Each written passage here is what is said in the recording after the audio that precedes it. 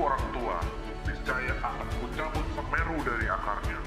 Beri aku 10 pemuda, niscaya akan kuguncang dunia. Bismillahirrahmanirrahim. Alhamdulillah, sholatu wassalamu alaika wal ali ayah khairul anam. Rabbun karim wa anta tuhul kinatin. Fasfa'lana indal karim. Ya ayyuhal hawzu salamullah alaika rabbini bi'illah. Wamdur ilayya syaidu binabram. Syilatul hadratul aliyah. Amma ba'du. Pemirsa, pada momen peringatan Sumpah Pemuda tahun 2025, kami mengetengahkan tema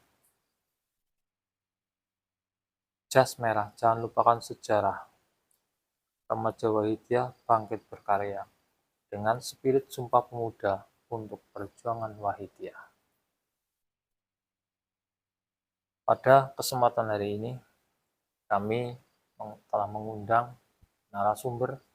dua narasumber, yaitu satu, Bapak Teguh Setiadi sebagai pelaku remaja di masanya, yang dengan berbagai kisah perjalanan yang sempat menikmati puncak kejayaan yang cemerlang, akan tetapi menurut beliau masih banyak hal yang dirasakan kurang, terutama dalam ketenangan batin, hingga pada akhirnya bertemu dengan sholawat Wahidiyah. Dan ini beliau merupakan salah satu pengamal aktif di Kedung Reja. Dua, kami juga menghadirkan Mas Abdur Rosid selaku pengurus BPRW Cabang Penyiar Sholawat Wahidiyah Jombang Kabupaten Cilacap, yang akan menyelaraskan kehidupan remaja untuk ikut dalam perjuangan Wahidiyah, khususnya dalam bidang remaja. Karena sangat penting sekalinya Wahidiyah untuk membentuk karakter yang berakhlakul karimah sesuai dengan bimbingan Mu'allim Sholawat Wahidiyah. Oke, tanpa menunggu lama, langsung kita sapa beliau. Yang pertama narasumber kita yaitu Bapak Teguh Setiadi. Assalamualaikum Bapak Teguh. Waalaikumsalam warahmatullahi wabarakatuh. Dapat hadir di podcast kita. Langsung kami persilakan untuk menyapa para pemirsa di sana, yang khususnya para remaja Wahidiyah. Oke, terima kasih sebelumnya Mas Rohimin. Assalamualaikum warahmatullahi wabarakatuh. Untuk para pengamal sholawat Wahidiyah, khususnya para muda-mudi yang mestinya punya kewajiban untuk bersama-sama aktif dalam perjuangan derek makmum kepada beliau Mbah Mu'allim Sholawat Wahidiyah. Terima kasih untuk perkenalan singkat dari beliau. Nanti akan dilanjutkan dengan langsung cerita-cerita beliau yang luar biasa, kulit-kulit sampai saat ini. Yang kedua, kita juga bersama dengan Mas Abdur Rosid selaku pengurus Wahidiyah Jombang Kabupaten Cilacap yang bidang remaja. Langsung kita sapa beliau. Assalamualaikum. Waalaikumsalam warahmatullahi wabarakatuh. Kami persilakan untuk menyapa para remaja di sana, mengenalkan pendengar bahwa sama saudara dalam satu perjuangan. Mungkin saat ini belum bisa silaturahmi langsung, bertemu langsung. Pada momen ini kita manfaatkan untuk silaturahmi. Assalamualaikum warahmatullahi wabarakatuh. Alhamdulillah beri tugas, beri mandat untuk membangkitkan remaja Wahidiyah di Kabupaten Cilacap bersama rekan-rekan saya. Tentunya tidak hanya saya sendiri, banyak yang membantu. namun apalah daya kan keterbatasan waktu, mohon maaf yang sebesar-besarnya belum bisa menjumpai panjenengan semua. Terima kasih. Oke, selanjutnya kita langsung bincang dengan Bapak Teguh Supriyadi yang kita dengar tadi perkenalan beliau itu sangat menarik dari kisah beliau yang penuh liku. Mungkin kita bisa ambil nilai positifnya, dan beliau ini sudah mengalami masa-masa itu, dan dari cerita beliau kita bisa introspeksi diri. Apakah saya sedang di masa-masa itu, dalam posisi itu, atau bagaimana? Langsung kita dengar cerita beliau. Pak Teguh, Terima kasih Mas Rohimin. Tapi ini mulai dari mana ini Pak Rohimin? ya dari masa remaja dengan Gini Mas Rohimin, masa remaja saya juga banyak kisahnya nih. ya Mau jalur apa nih? Jalur apa nih dulu nih? jalur yang baik. Kalau begini Mas Rohimin, diawali kisah saya nih, masa remaja ini kalau yang baik itu sepertinya sangat kecil kemungkinan. Kebaikannya itu jarang. Karena dari zaman SMA lah ya, dari zaman SMA ini biar badan begini kecil nih, aku demen banget berantem Pak ya. Nah dari kenal berantem, bahkan saya punya pusaka loh, pusaka saya martil Pak, itu untuk nah terus lain itu juga aku kenal namanya, kalau bahasanya Romo Kiai katanya apa sih, hammer itu yang buat mabuk itu loh, itu saya kenal dari kelas 1 pertengahan SMP. Kelas 1 pertengahan SMP saya udah kenal yang namanya anggur Mas ini. Terus ada juga kalau zaman saya nih anggur sama KTI, ketan hitam tuh kalau nih. Nah itu jos itu. Dari situ, dari perjalanan itu saya memang banyak keuntungan ya. Dari bergaul seperti itu, dalam kenakalan seperti itu, banyak keuntungannya. Keuntungannya kita mudah untuk bergaul, banyak teman dan sebagainya, dan sebagainya, dan sebagainya. Pada saat saya jalan itu, wah happy-nya Pak Amin. Happy, rokok, mabok, itu, aduh indah bener dunia ini. Indah Pak. Tapi gini Pak Rohimin, setelah saya selami begini, ternyata dunia itu lingkupnya cuma lingkup bahagia, lingkup hura-hura, lingkup seneng-seneng saja. Ketika saya susah, mereka bubar Pak. Teman-teman yang tadinya wah bubar. Itu salah satu segi yang sangat merugikan kita. Kenal hammer, mabok, alkohol dan sebagainya itu sebenarnya secara pribadi juga mengganggu visi, kesehatan, secara umum juga mengganggu ketenangan umum. Nah, saya tidak ingin nih adik-adik kita, adik-adik remaja pengamal Wahidiyah yang udah jelas-jelas dibentuk dan dibina dengan berbagai macam cara untuk melatih kesadaran sampai terjerumus di situ. Apalagi itu masa-masa SMA seperti itulah. Seneng berantem, seneng mabuk itu lah. Kalau lulus SMA ya masa kerja lah. Berarti walaupun ini saya tadi bertanya baiknya, sebenarnya ada sisi baiknya ini. Tadi banyak luas pergaulannya, banyak temannya, cuma tadi ada sisi negatifnya.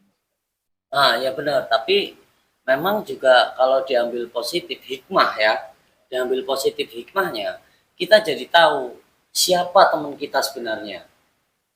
Itu saya mabuk, terus istilahnya berantem itu sampai SMA loh Mas. sampai kelas 2 SMA, yakinlah angkatan saya kalau daerah sih banyak yang kenal bukan baik mas, kenal nakalnya mas itu. Luar biasa untuk para remaja. Kelas remaja itu suatu banyak teman, terus dikenal oleh kawan-kawan, itu menyenangkan seperti yang beliau ceritakan itu. Namun setelah beliau ini dewasa, kemudian katanya beliau ini seorang yang sukses cemerlang kejayaan. Oh ya, Itu saya dengar seperti itu. kalau perkara sukses sebenarnya yang namanya seseorang itu sukses tidak bisa diukur dari segi materi Pak. Nah pada tahun 97 lah saya mulai merantau tuh kerja, ya awalnya juga susah mas, dari tukang sapu mas. Nah, tapi karena di situ saya punya tekad, saya cuma punya satu, bahwasanya pekerjaan itu harus ditekuni atau ulet. Nah, jangan mudah terpengaruh dengan hasil besar karena setiap orang itu tidak memiliki jalan rezeki yang sama, pasti berbeda. Nah, ketika kita tekuni, kita kuasai ilmu bidang kerja, insya Allah bisa untuk hidup. Tapi ketika belum udah tergaul, oh ini kerjaan gede sana, pindah sana, akhirnya dari nol terus dan tidak akan menghasilkan. Karena patokan itu, akhirnya saya berjuang dari bawah, mas. Sampai alhamdulillah, kata orang nih, zaman itu saya bisa duduk sebagai manajer perhotelan. Keren itu, mas. Keren. Bahkan untuk fasilitas selain rumah, mobil saya dapat. Pak Timur dulu, mas. Perumahan Kopo Mas Regensi Bandung. Keren, mas. Zaman itu tuh untuk MR aja paling sekitar 850.000 di Bandung itu. Saya udah dapat gaji sampai 3 juta 4 juta. Keren. 4 kali lipat. Itu. Tapi dari situ karena saya memang lingkupan perhotelan, banyak hal-hal yang kalau bicara ini hal-hal yang menyimpang. Terutama dalam pergaulan saya karena memang cikal dari awal remaja saya seperti itu. Begitu sampai di Bandung ketemu sama orang-orang yang seperti itu, saya sampai kenal yang namanya itu kebanggaan nih, cimeng gitu. Terus ada lagi kayak zaman itu sih sabu, ekstasi, itu sempat kenal saya. Tapi dari situ saya memang nggak pernah pakai, saya pakai salah satunya yang pakai kayak ganja saya pakai. Tapi untuk yang lain-lain enggak, cuma sekedar mengenal. Tapi dari berbagai teman-teman, banyaknya teman-teman saya saat itu yang mengenal dan memakai, kehidupan mereka hancur, mas.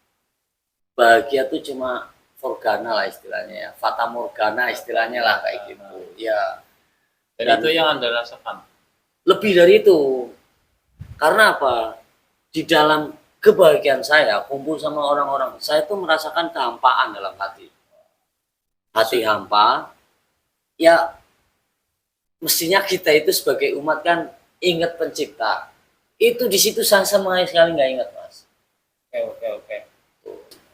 Setelah kita dengarkan tadi, luar biasa sekali, panjang lebar, banyak sekali kisah-kisah yang intrik-intrik yang indah, namun ternyata itu berujung dengan sesuatu yang masih kurang, sesuatu yang terasa masih hampa menurut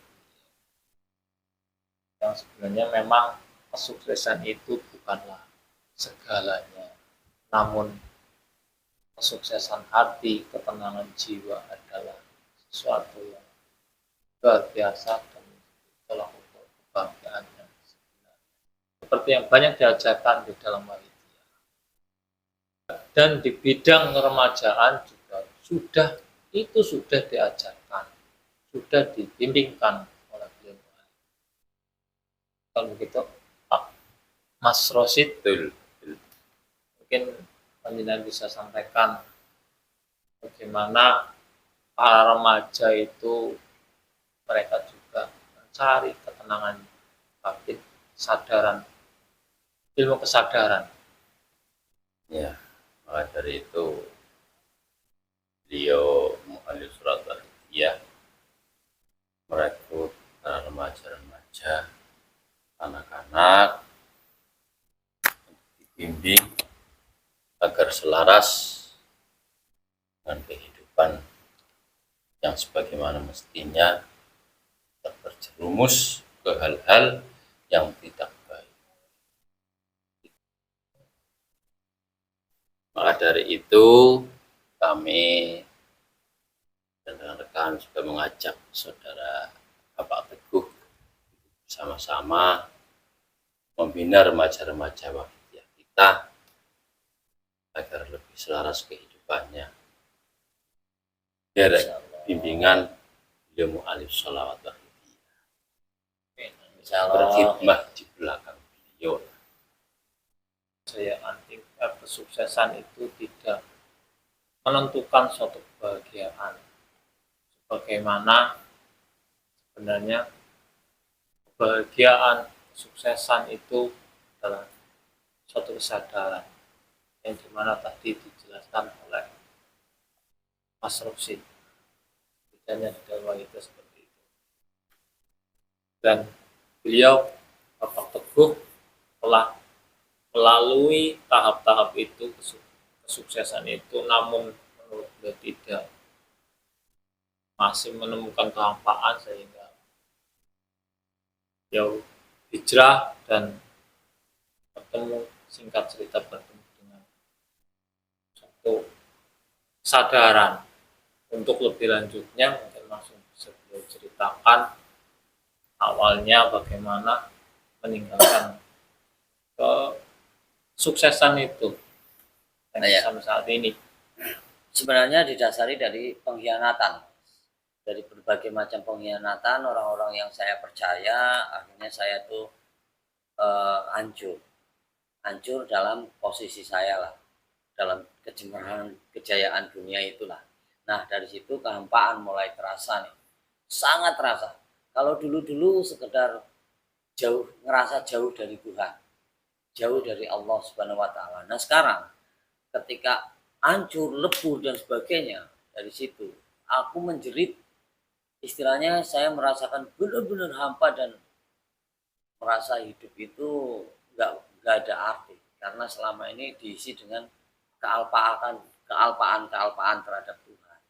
Dan disitulah saya bukan bertemu ya, memang beliau itu sudah berkali-kali mengajak saya, menarik saya menuju ke istilahnya kesadaran.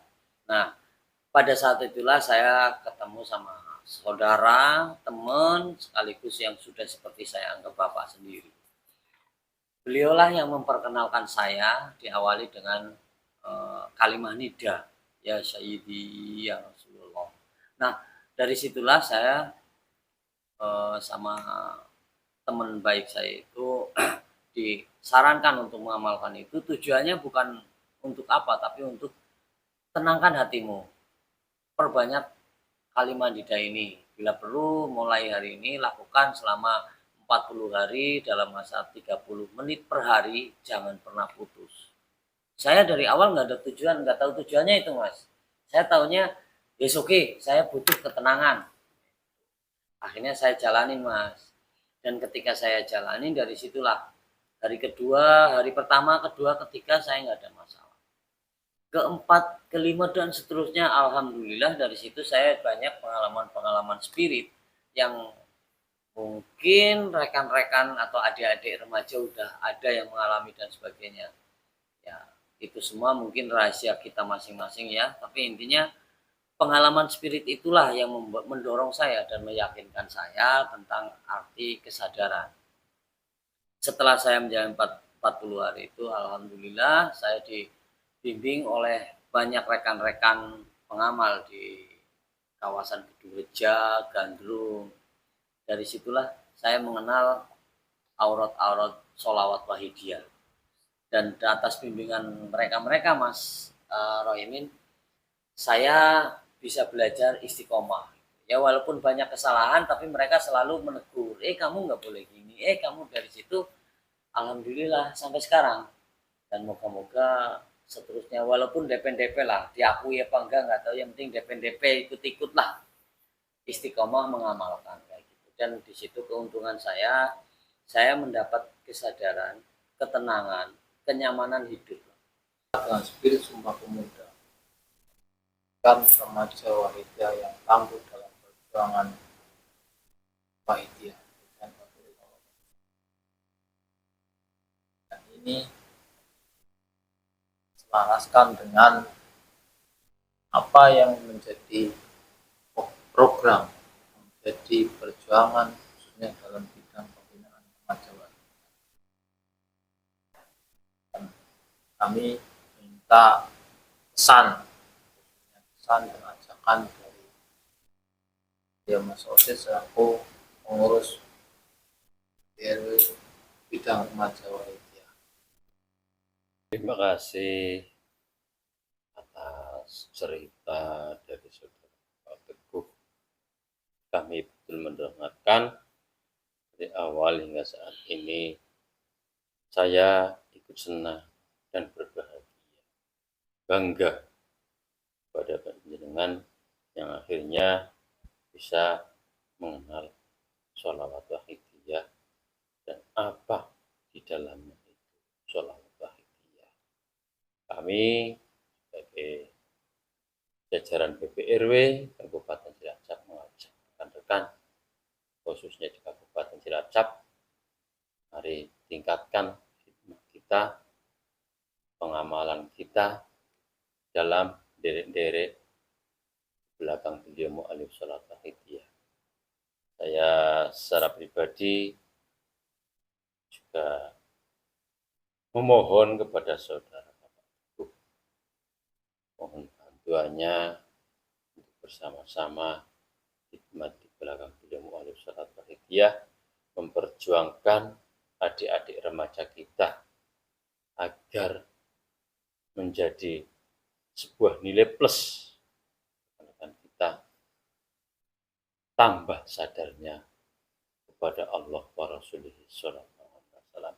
Estu Mas Teguh, kami secara pribadi dan atas nama BPRW Wahidiyah mohon bantuan panjenengan.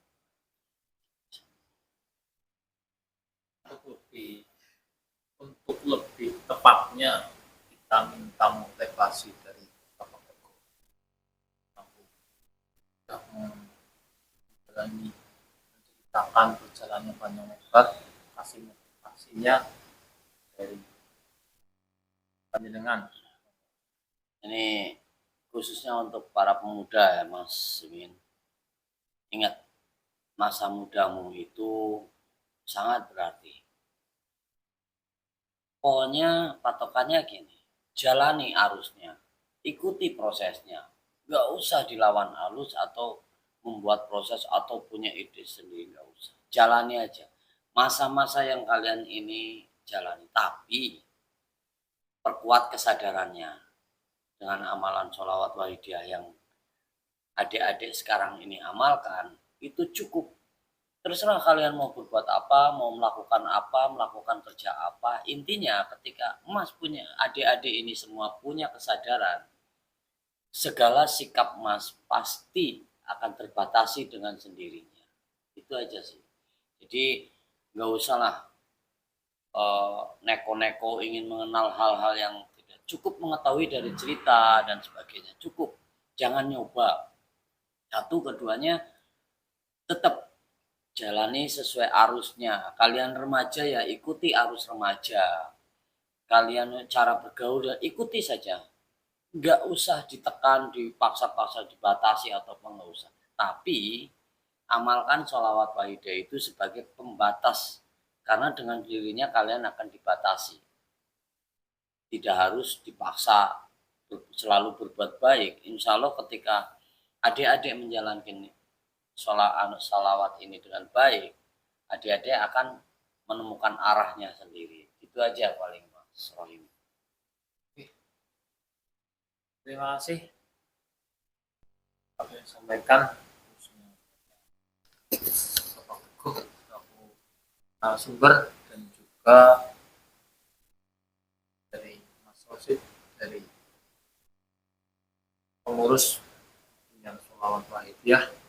Mungkin satu masa kita bisa ngobrol lagi, lebih santai, lebih luas lagi dalam kesempatan lain, dalam tema yang lebih menarik, dan tentunya semoga membawa kemanfaatan dalam perjuangan dari Allah wa Rasulullah. Kami terima kasih. Sama-sama. Undur diri. Assalamualaikum warahmatullahi wabarakatuh. Waalaikumsalam. Kami, putra dan putri Indonesia, mengaku bertumpah darah yang satu, tanah air Indonesia. Kami, putra dan putri Indonesia, mengaku berbangsa yang satu, bangsa Indonesia.